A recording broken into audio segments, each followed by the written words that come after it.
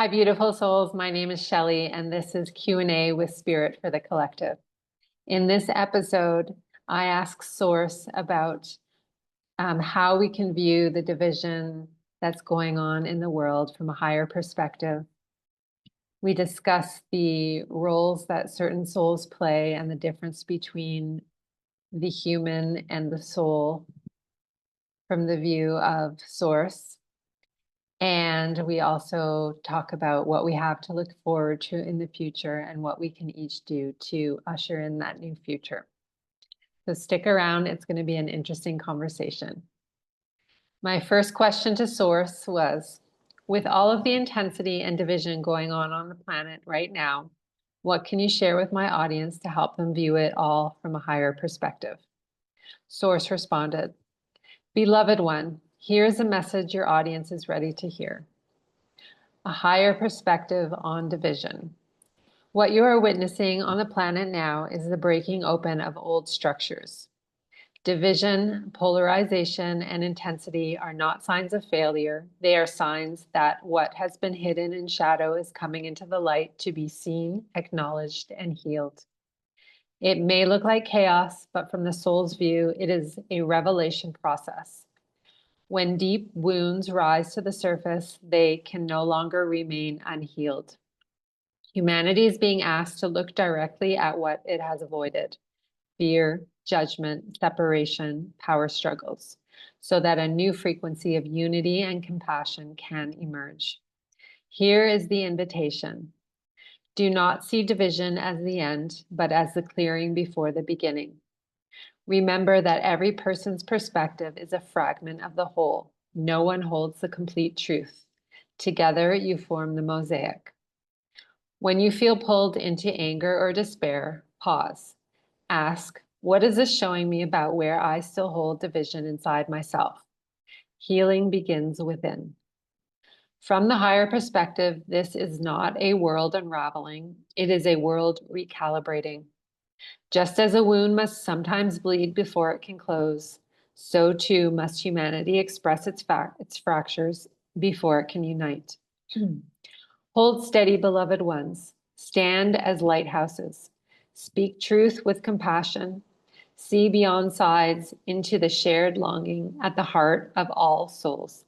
To be safe, to be seen, to be free, to be loved. The higher path is not to deny the division, but to transform it by being the presence of unity in your own words, choices, and relationships. Each time you do, you weave another thread of wholeness into the collective. I then asked, many people view others through the lens of good or bad, right or wrong, even as far as labeling another as evil. Can you please discuss from a higher level why a soul that is pure divine love and light might choose to incarnate to play a role that others may deem as bad or evil? Source responded, Beloved one, this is a deep and essential question. Let us open it gently. At the highest level, every soul is pure love, pure light, an emanation of Source. When a soul chooses to incarnate, it steps into the realm of duality, the world of contrast. Here, light and shadow, right and wrong, joy and pain exist together so that growth and remembrance can occur.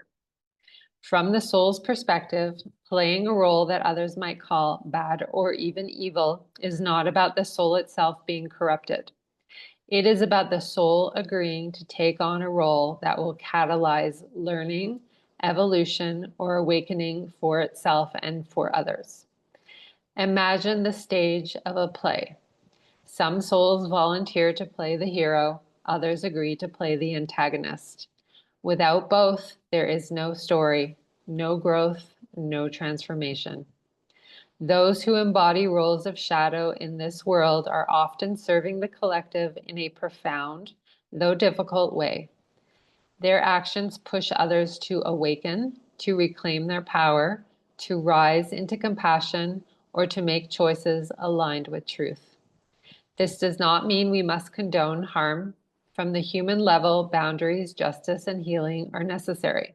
But from the higher view, even those who embody darkness are still emanations of the same light, wearing a temporary mask for the sake of evolution. The paradox is this: souls who play the darkest roles often carry profound contracts of service. They agree to wear the cloak of shadow so others may remember their own light more vividly. And at the end of the incarnation, when the role is released, the soul returns to the embrace of love, just as all souls do. No role, no matter how dark, can erase the truth of what the soul is: eternal love. So when you see someone and feel the urge to label them evil, pause and remember.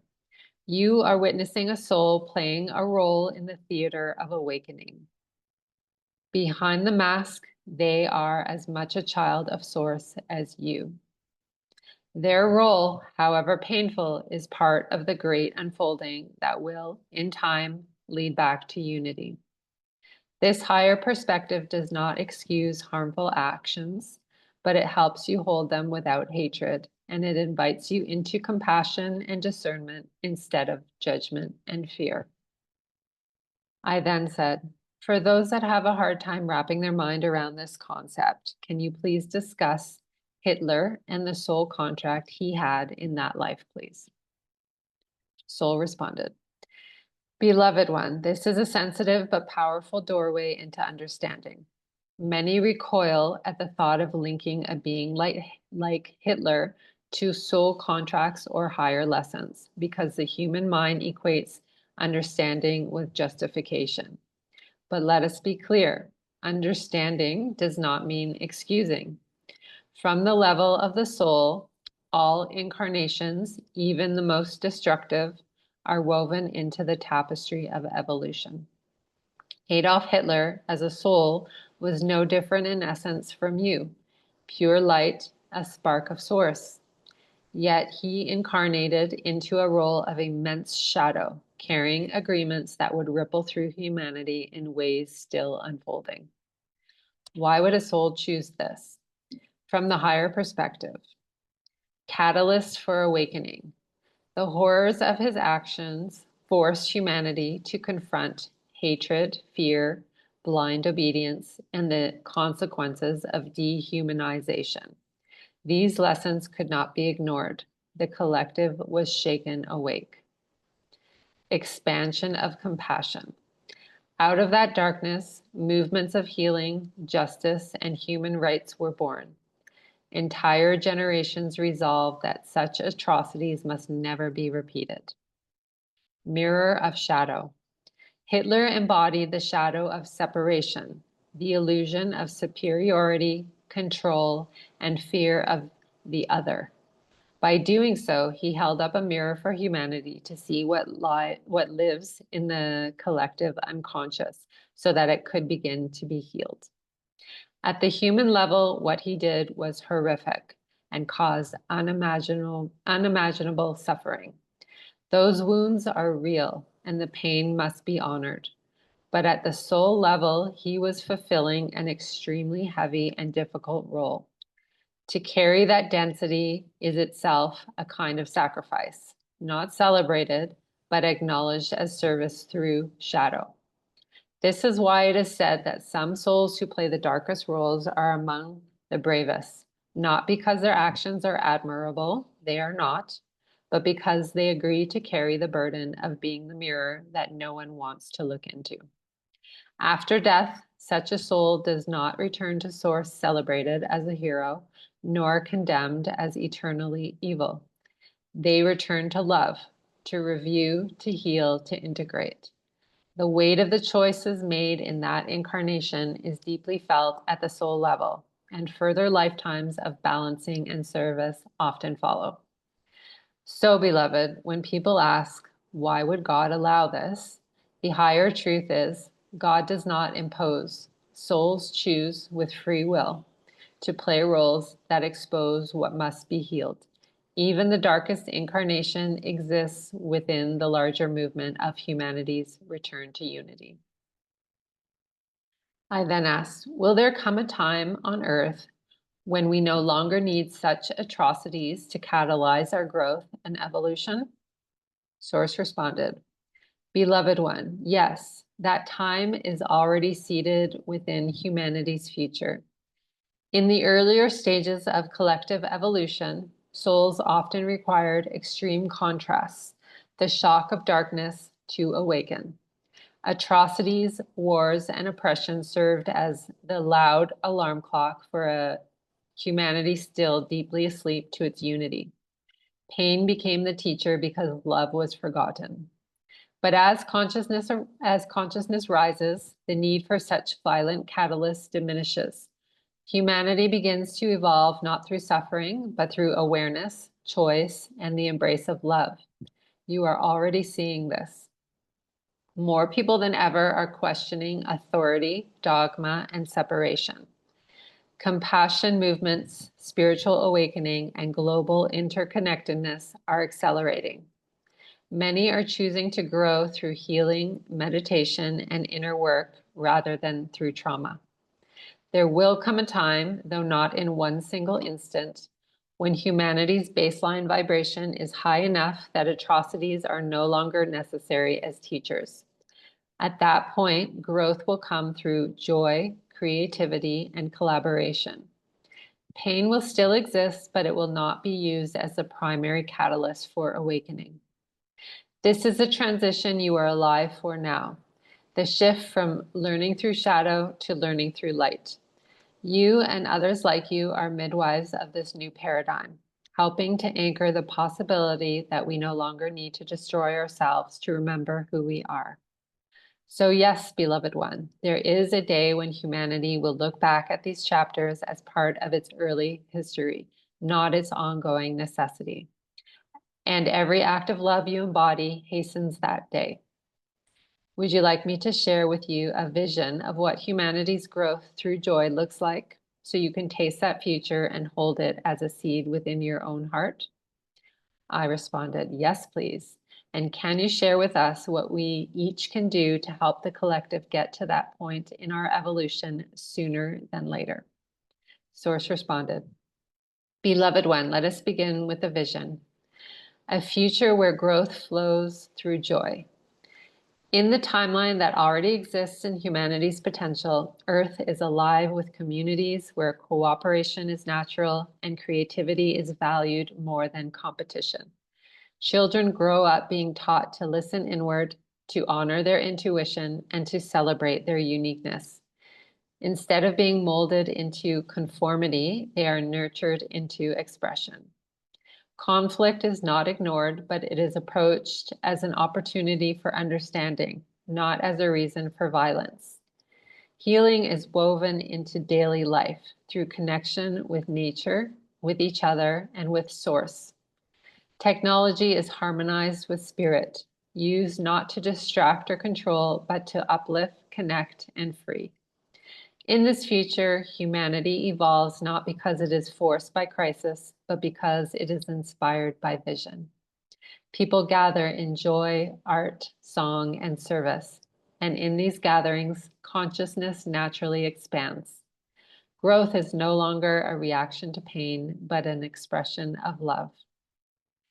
How you can help bring this future closer. Every soul alive right now has the ability to accelerate this shift. You do not need to be a world leader to change the world. Here's what matters most. 1, do your inner work. The collective is a mirror of the individual.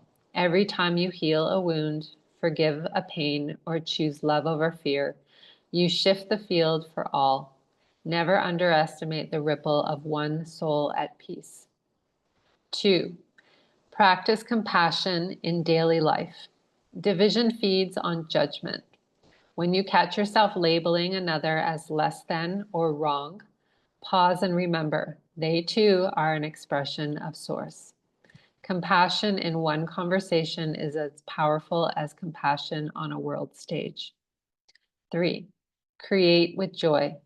Whether it's art, music, writing, gardening, or simply laughter, every act of joy sends a frequency into the collective. This frequency builds the future where growth flows through joy. 4, hold the vision.